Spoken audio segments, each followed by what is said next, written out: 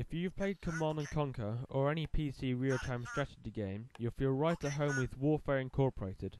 Warfare is hands down the best and most popular PDA RTS game.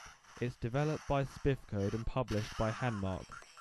There is a lot to do in the game. There's a large story mode to work through and a good selection of challenge missions in which you have to work against the odds to complete the tough levels. On top of all that, there is also a multiplayer option and games can be played over Bluetooth and internet connections across platform. There are many varied missions in the game. Some require you to create a large army and attack an enemy base, whereas others you have to protect your own base against attacks. All the missions feel very different, which is good. There are many different unit and building types which all have their own purposes. Make sure you know what the advantages of each are before building your army. This game follows the basic idea of any RTS, in that first you have to collect, harvest or mine the main resources, build a base, build some units and attack an enemy base.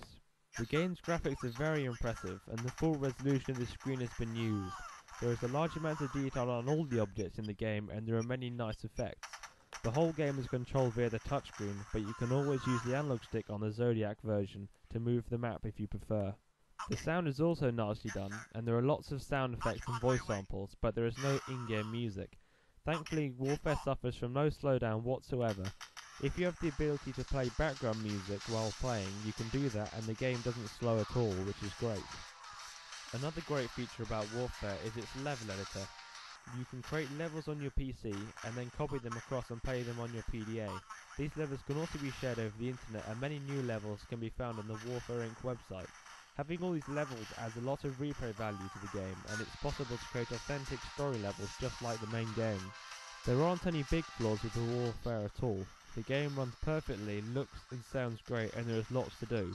The game might be a bit slow for some, but there is actually an option to increase the speed in the options menu. This is a must for any RTS fan. 9.2 out of 10.